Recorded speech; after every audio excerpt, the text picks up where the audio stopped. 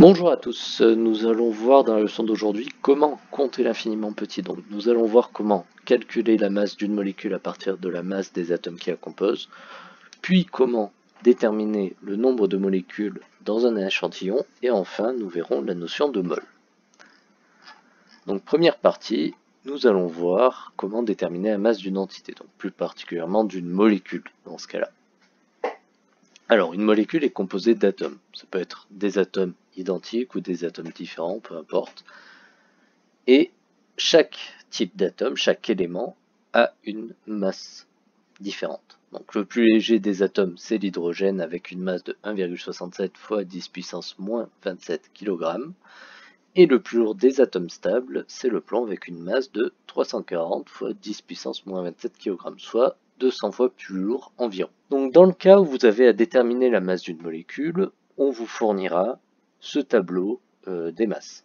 Donc on vous dit qu'on vous donne quelques éléments et on vous donne la formule brute d'une molécule. Donc dans ce cas-là, je prends l'exemple de la molécule d'eau que vous connaissez sans doute bien, H2O.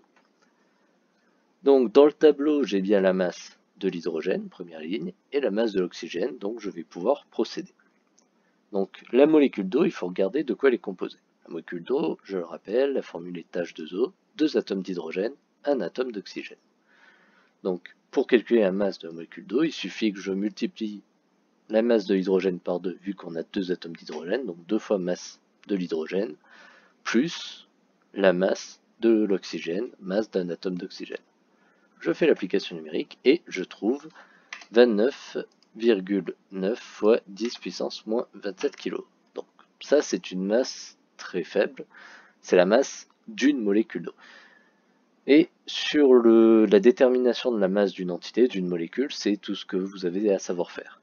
Voilà. Nous allons passer maintenant à la partie sur le décompte des molécules dans un échantillon. Donc par exemple, l'idée, ça va être de compter les molécules dans 1 litre d'eau. Donc pour partir, on va utiliser la masse d'une molécule d'eau. Donc la masse d'une molécule d'eau, je l'écris ici en écriture décimale. Vous voyez qu'il y a beaucoup de zéros et que c'est une masse extrêmement faible. À l'échelle macroscopique, donc c'est-à-dire à notre échelle à nous, c'est impossible de travailler avec un ordre de grandeur comme ça au niveau des masses. Les balances qui sont utilisées dans les laboratoires, même les balances de précision, elles vont avoir une précision de l'ordre du milligramme environ. Cependant, on peut quand même estimer le nombre de molécules que l'on a dans 1 litre d'eau, par exemple. Donc, ce nombre d'entités, donc nombre de molécules, c'est tout simplement la masse totale, donc la masse totale de l'échantillon qu'on regarde, divisée par la masse d'une entité, donc la masse d'une molécule. Donc je reprends l'exemple de l'eau, donc si j'ai 1 litre d'eau pure, vous savez que c'est une masse de 1 kg, et donc j'applique la formule, nombre de molécules d'H2O, c'est 1 kg, la masse totale de l'échantillon, divisé par la masse d'une entité, la masse d'une molécule d'eau. Et cela nous donne un chiffre très important, 3,34 fois 10 puissance 25 molécules d'eau environ dans 1 litre d'eau, soit en écriture décimale avec beaucoup de zéros. Si on veut s'intéresser au nombre d'atomes d'hydrogène et de nombre d'atomes d'oxygène qu'il y a du coup dans l'eau, eh bien il suffit de multiplier par le nombre d'atomes d'hydrogène qu'il y a dans la molécule d'eau. Si on a 3,34 fois 10 puissance 25 molécules d'eau, vu qu'il y a 2 atomes d'hydrogène dans chaque molécule, on comprend bien qu'il faille multiplier par 2 ce nombre pour trouver le nombre d'atomes d'hydrogène. Et donc on trouve 6,68 fois 10 puissance 25. Vu qu'il n'y a qu'un atome d'oxygène par molécule d'eau, on va trouver 3,34 fois 10 puissance 25 atomes d'oxygène. Donc dans 1 litre d'eau, j'ai 6,68 fois 10 puissance 25 atomes d'hydrogène et 3,34 fois 10 puissance 25 atomes d'oxygène. Et bien sûr 3,34 fois 10 puissance 25 molécules d'eau. Donc manipuler puissance de 10 en permanence, ça peut paraître compliqué et évidemment on peut introduire des erreurs. En plus, on n'a pas vraiment une précision très intéressante. Ça n'apporte pas grand chose en termes de précision d'avoir ce genre de puissance de 10. Parce qu'en fait là on ne sait pas ce qu'il se passe vraiment. Il y a peut-être des 1, des 2, des 6, des 5 qui se baladent dedans. On ne peut pas compter à la molécule près ce qu'il y a dans 1 litre. Donc pour compter l'infiniment petit, pour pouvoir compter plus facilement avec des nombres plus accessibles, c'est-à-dire des dizaines, des unités, etc., on a inventé une unité qui s'appelle la mole pour mesurer la quantité de matière. Donc ce qu'il faut savoir, c'est que la mole, ça a été défini historiquement comme le nombre d'atomes de carbone 12 dans 12 grammes. Ce nombre est appelé le nombre d'Avogadro du scientifique qui l'a défini, et c'est 6,022 fois 10 puissance 23 par mol.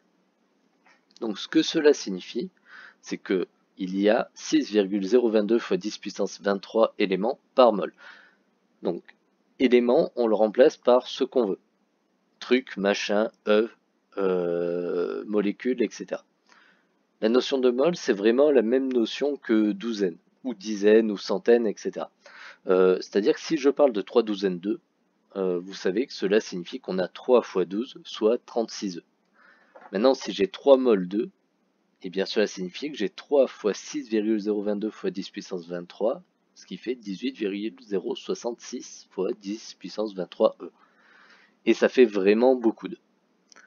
Ok. Donc, la mole, c'est l'unité de la grandeur quantité de matière, et cette grandeur est par convention notée N. Alors, cette phrase peut paraître un peu obscure.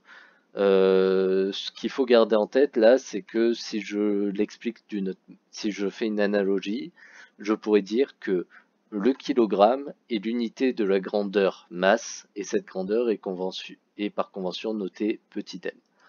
Donc, quantité de matière, c'est en gros un nombre de trucs. Voilà. C'est un nombre de trucs, et la mole, ça sert à compter des trucs. Et c'est la seule utilité qu'elle a, c'est compter des trucs. C'est juste une unité pratique pour avoir moins de puissance de 10. Donc plutôt qu'à écrire par exemple 18,066 fois 10 puissance 23, eh bien on va plutôt écrire 3 mol.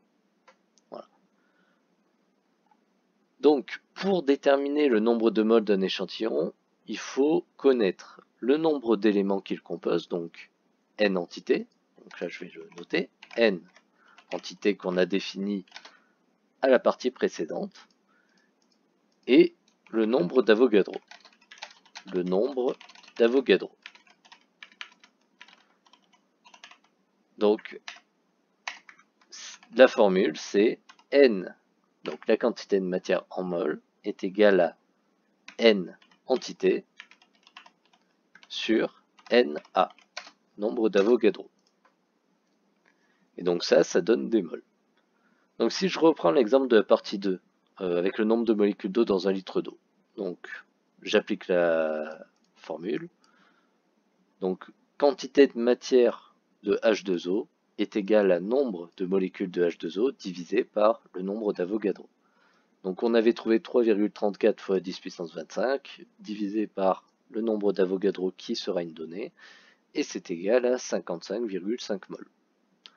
Donc voilà, plutôt que dire qu'on a 3,34 fois 10 puissance 25 molécules d'eau dans un litre d'eau, on va dire, eh bien, on a 55,5 mol d'eau dans un litre d'eau. Voilà. Donc, je pense que pour la plupart des gens, 55,5 est un nombre plus accessible et plus visualisable que 3,34 fois 10 puissance 25.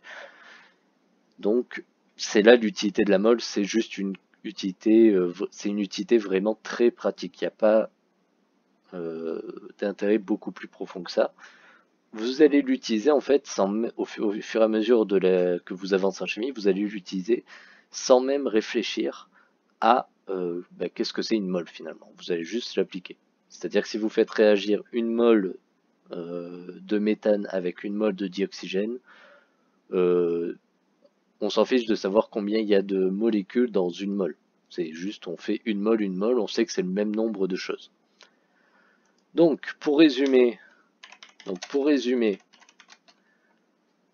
le nombre d'entités dans un échantillon de masse M total est calculé avec la formule suivante.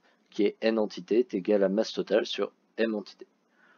Donc le nombre d'entités de masse, je vais le préciser quand même, pour autant être rigoureux. J'ai mis un espace en trop, voilà, et calculer avec. Le nombre de moles d'entités dans l'échantillon est donné, je vais mettre donné, par la formule, et hop, tac. Et en fait, ce qu'on peut remarquer, c'est qu'on peut tout simplement passer directement par les masses. On peut sauter éventuellement l'étape du calcul du nombre d'entités en appliquant cette formule. Alors, chose qui peut vous rassurer, c'est que le nombre d'Avogadro, a priori en seconde, vous sera donné, et les masses des différents atomes vous seront données aussi. Donc si on regarde juste rapidement ce qu'il y a dans le programme, vous devez être capable de déterminer la masse d'une entité à partir de la formule brute et de la masse des atomes qui la composent, donc c'est cette partie-là.